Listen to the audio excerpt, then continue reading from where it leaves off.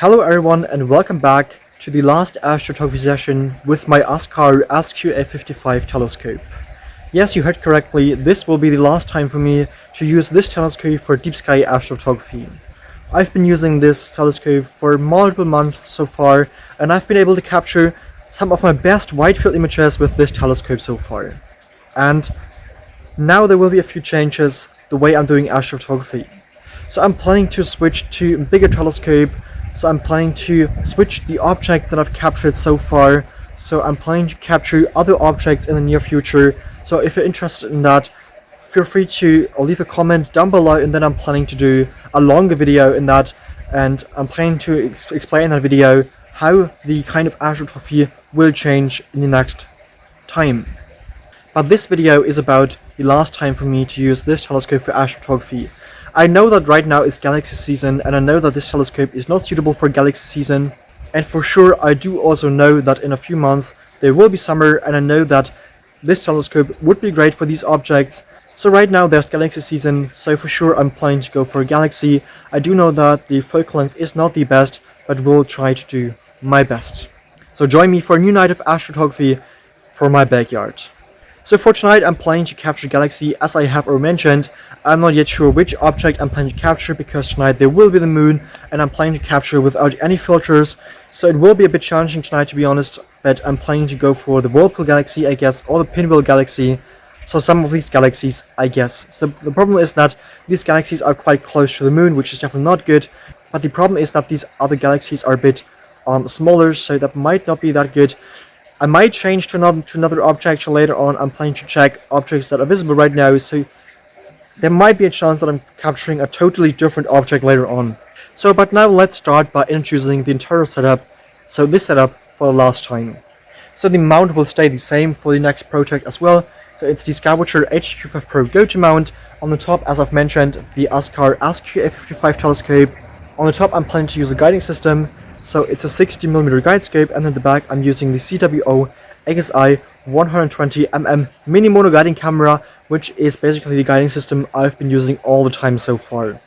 At this side I'm using the ASI Air Pro.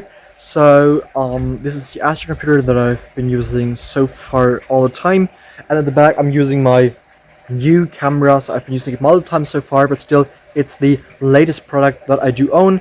So it's the cooled CWO ASI 533 MC Pro camera, which is an amazing camera, definitely for astrophotography. So as I mentioned, the conditions are not that good. So tonight, in the very first part of the night, I'm planning to capture the moon and planet Jupiter, and then I'm planning to switch to the galaxy, as I have already mentioned. So I'm not yet sure which galaxy it will be, but I'm planning to capture this galaxy all night long. So hopefully I can collect an exposure time that is long enough for really making multiple structures visible in my final image in the end.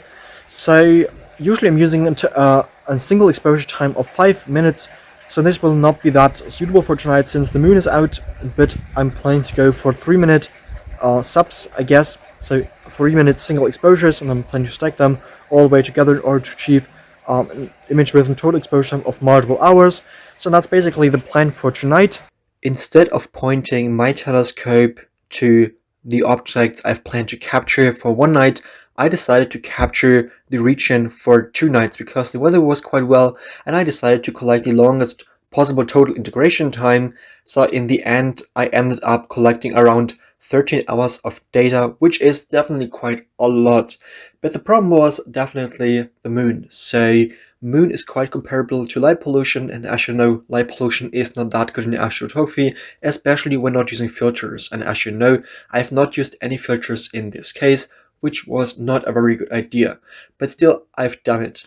And so the night sky was so bright that it was very challenging for me to really reveal details in my final image. So when looking at the very first images, so just a single image, I've already seen the galaxies, so that was definitely not a problem.